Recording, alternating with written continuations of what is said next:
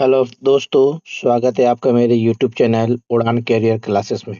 दोस्तों, आज के इस वीडियो में हम लोग देखने जा रहे हैं जेईई बोर्ड क्लास 12 के बोर्ड एग्जाम 2027 के लिए वेरी इंपॉर्टेंट पॉलिटिकल साइंस का 30 एमसीक्यू, जो कि आपके एग्जाम में बार बार पूछे जाते हैं। इन सारे क्वेश्चन से आप अपना 30 नंबर फिक्स कर सकते हैं, तो वीडियो के अंत तक जरूर बने रहें। वीडियो अगर अच्छी लगे तो वीडियो को लाइक शेयर कर चैनल को जरूर सब्सक्राइब कर लें। आइए देखते हैं आज का पहला क्वेश्चन। पहला क्वेश्चन है कि वार्सा पैक्ट की स्थापना किस देश के नेतृत्व में हुई थी? यानी वार्सा पैक्ट की स्थापना किस देश ने की थी? फ्रांस, सोवियत संघ, अमेरिका या जापान? तो इसका आंसर जो होगा वो हो जाएगा सोवियत संघ, यानी ऑप्शन नंबर बी आपका बिल्कुल सही जवाब होगा, सोवियत संघ। आप लोग इसमें से कितने क्वेश्चन का आंसर पहले से जानते हैं जरूर कमेंट करें, और हर क्वेश्चन के साथ आप लोग अपना आंसर भी कमेंट करते जाएं। अगला क्वेश्चन है question number two. Question number two कहता है कि पहला गुटनिरपेक्ष शिखर सम्मेलन में कितने देशों ने भाग लिया था? 75 देशों ने, 54 देशों ने, 116 देशों ने या 25 देशों ने?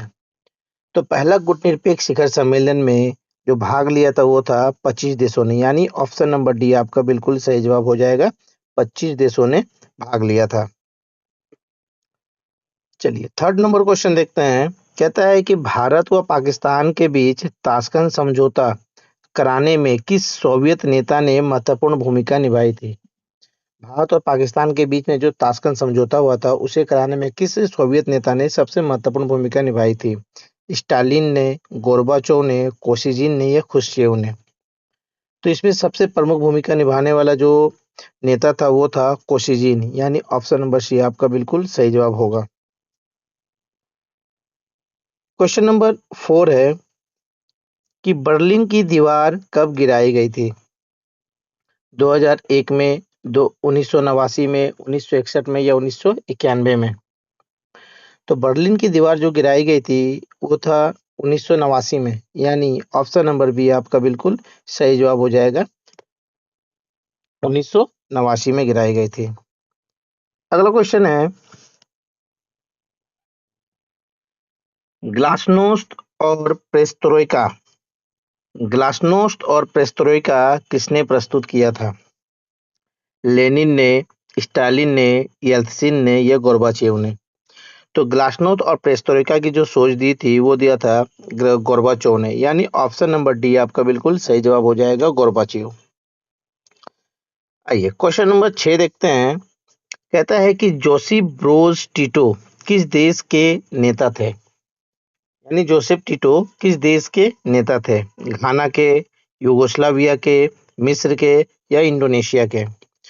तो टिटो जो थे वो थे युगोस्लाविया के नेता, यानी ऑप्शन नंबर बी आपका बिल्कुल सही जवाब हो जाएगा, युगोस्लाविया।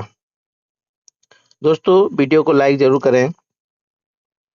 अगला क्वेश्चन है यूरोपीय संघ से किस देश की सदस्यता समाप्त कर दी गई है? ब्रिटेन, फ्रांस, जर्मनी या इटली? तो यूरोपीय संघ से किस देश की सदस्यता समाप्त कर दी गई है? तो वो है ब्रिटेन, यानी ऑप्शन नंबर ए बिल्कुल सही जवाब हो जाएगा कि ब्रिटेन यूरोपीय संघ की सदस्यता को छोड़ चुका है।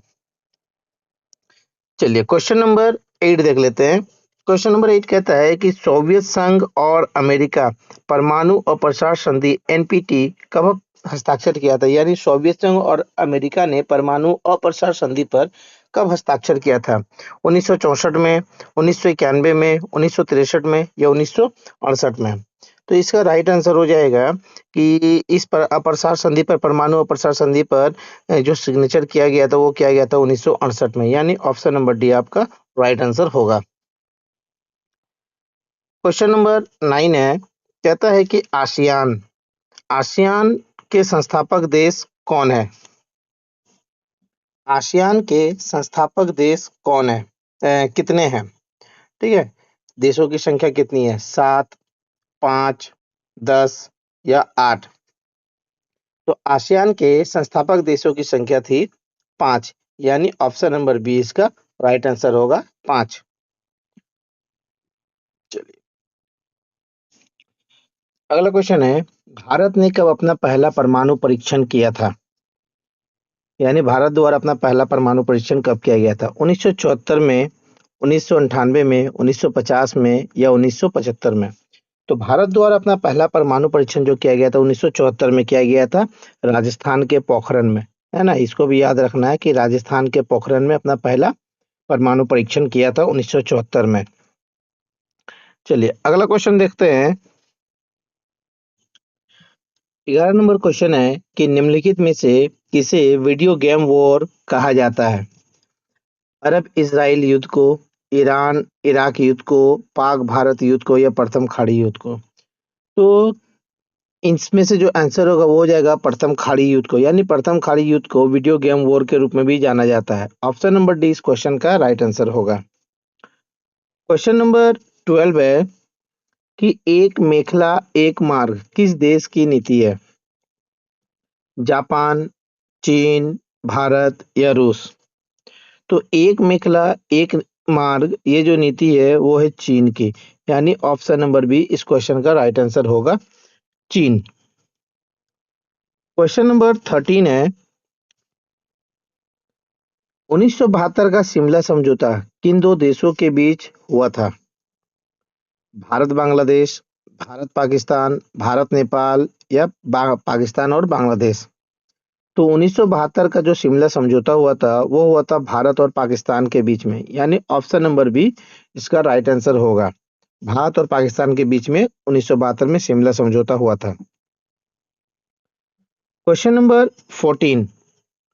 14 नंबर क्वेश्चन कहता है कि अंतर्राष्ट्रीय न्यायालय कहाँ स्थित है? लंदन में, पेरिस में, द हेग में या न्यूयॉर्क में? तो अंतर्राष्ट्रीय न्यायालय जो स्थित है वो स्थित है द हेग में, यानी ऑप्शन नंबर सी इसका बिल्कुल सही जवाब हो जाएगा, द हेग। चलिए अगला क्वेश्चन देख लेते हैं 15 नंबर। 15 नंबर क्वेश्चन कहता है कि संयुक्त राष्ट्र संघ के बजट में सबसे अधिक योगदान किस देश का है? यानी यूएनओ के बजट में सबसे अधिक योगदान कौन सा देश देता है? चीन, रूस, अमेरिका या जापान? तो संयुक्त राष्ट्र संघ के बजट में सबसे महत्वपूर्ण या अधिक योगदान देने वाला देश है अमेरिका, यानी ऑप्शन नंबर सी इसका बिल्कुल सही जवाब हो जाएगा, अमेरिका। चलिए अगला क्वेश्चन है 16 नंबर। कहता है राष्ट्र संघ की स्थापना कब हुई थी? 1941 में, 1919 में, 1945 में या 1920 में? तो राष्ट्र संघ की जो स्थापना की गई थी वो की गई थी 1920 में, यानी ऑप्शन नंबर डी आपका बिल्कुल सही जवाब हो जाएगा। वही अगर यूएनओ का स्थापना का बात का अगर करते हैं, यानी संयुक्त राष्ट्र संघ की स्थापना का बात करते हैं, तो उसकी स्थापना की गई थी 1945 में, ठीक है। लेकिन यूएन का जो किया गया था वो किया गया था 1920 में। चलिए अगला क्वेश्चन है 17 नंबर। कहता है कि मेधा पाटेकर का नाम किस आंदोलन से जुड़ा हुआ है? नर्मदा बचाओ आंदोलन, चिपको आंदोलन, नक्सलवादी आंदोलन या किसान आंदोलन? तो मेधा पाटेकर जो थे वो थे नर्मदा बचाओ आंदोलन का नेता, यानी ऑप्शन नंबर ए इसका राइट आंसर हो जाएगा, नर्मदा बचाओ आंदोलन। क्वेश्चन नंबर 18 है। कहता है कि हमारा पर्यावरण और विकास पर संयुक्त राष्ट्र संघ की रिपोर्ट का शीर्षक क्या है? यानी पर्यावरण और विकास के ऊपर जो रिपोर्ट बनाई गई थी उसका हेडलाइन क्या था, उसका हेडिंग क्या था, यानी उसका शीर्षक क्या था? मात्र एक पृथ्वी, हमारा साझा भविष्य, साइलेंट स्प्रिंग या टिकाऊ विकास? तो पर्यावरण और विकास में संयुक्त राष्ट्र संघ की रिपोर्ट का जो नाम दिया गया था या शीर्षक दिया गया था वो था हमारा साझा भविष्य, यानी ऑप्शन नंबर बी आपका राइट आंसर हो जाएगा। क्वेश्चन नंबर 19 है। कहता है बांग्लादेश का निर्माण किस वर्ष हुआ था? यानी बांग्लादेश की स्थापना किस वर्ष की गई थी? 1970 में, 72 में, 1971 में या 1973 में? तो बांग्लादेश की जो स्थापना की गई थी, यानी बांग्लादेश जब स्वतंत्र राष्ट्र बना वो था 1971 में, यानी ऑप्शन नंबर सी इसका बिल्कुल सही जवाब हो जाएगा, 1971। क्वेश्चन नंबर 20 है। कहता है डीएमके किस राज्य की क्षेत्रीय पार्टी है? असम, नागालैंड, केरल या तमिलनाडु? तो डीएमके जो है वो है तमिलनाडु की एक राजनीतिक क्षेत्रीय पार्टी, यानी ऑप्शन नंबर डी इसका राइट आंसर हो जाएगा। चलिए क्वेश्चन नंबर 21 देख लेते हैं। 21 नंबर क्वेश्चन कहता है कि कामराज योजना किस वर्ष प्रस्तुत की गई थी? 1965 में, 1961 में, 1963 में या 1960 में? 60 में या 63 में? तो कामराज योजना की मैंने जो स्थापना किया गया था, ये प्रस्तुत किया गया था, वो किया गया था 1963 में, यानी ऑप्शन नंबर डी आपका बिल्कुल सही जवाब हो जाएगा। 1963 में कामराज योजना की शुरुआत की गई थी। 22 नंबर क्वेश्चन देखते हैं। कहता है कि नीति आयोग का गठन कब हुआ था? ऑप्शन है 3 मार्च 2017 में, 1 जनवरी 2015 में, 1 जनवरी 2014 में या 15 जनवरी 2016 में? तो नीति आयोग की जो स्थापना की गई थी या गठन किया गया था, वो किया गया था 1 जनवरी 2015 में, यानी ऑप्शन नंबर बी आपका बिल्कुल सही जवाब हो जाएगा। ठीक है, इसकी स्थापना योजना आयोग के स्थान पर किया गया था। तो इससे रिलेटेड आप लोगों के लिए एक क्वेश्चन है जिसका आंसर आप लोगों को कमेंट करना है कि योजना आयोग का अध्यक्ष, वर्तमान अध्यक्ष कौन है? ठीक है, आंसर जरूर कमेंट करें। और वीडियो अगर यूजफुल लगे तो वीडियो को लाइक शेयर कर चैनल को जरूर सब्सक्राइब कर लें। अगला क्वेश्चन है, किस राजनीतिक दल ने 1957 में केरल में अपनी सरकार बनाई थी? जनसंघ पार्टी, भारतीय कम्युनिस्ट पार्टी, राष्ट्रीय कांग्रेस पार्टी या सोशलिस्ट पार्टी? तो केरल में 1957 में सरकार बनाने वाली जो पार्टी थी वो थी भारतीय कम्युनिस्ट पार्टी, यानी ऑप्शन नंबर बी इसका राइट आंसर होगा। क्वेश्चन नंबर 24 है। कहता है 2024 में लोकसभा का कौन सा आम चुनाव हुआ था? यानी 2024 में लोकसभा का कौन सा चुनाव कराया गया था? 15वां, 16वां, 17वां या 18वां? तो 2024 में जो लोकसभा का जो चुनाव हुआ था वो था 18वां चुनाव, यानी ऑप्शन नंबर डी आपका राइट आंसर होगा, जिसके प्रधानमंत्री कौन बने? तो नरेंद्र मोदी जी। चलिए 25 नंबर क्वेश्चन देखते हैं। कहता है कि अफ्रो एशियाई बंदूक सम्मेलन कब हुआ था? 1950 में, 1990 में, 1955 में या 2000 में? तो अफ्रो एशियाई बंदूक सम्मेलन जो हुआ था वो था 1955 में, यानी ऑप्शन नंबर सी इस क्वेश्चन का राइट आंसर होगा। नेक्स्ट है 26 नंबर क्वेश्चन। कहता है कि किस देश ने भारत पर आक्रमण कर पंचशील का उल्लंघन किया था? चीन, पाकिस्तान, अमेरिका या फ्रांस?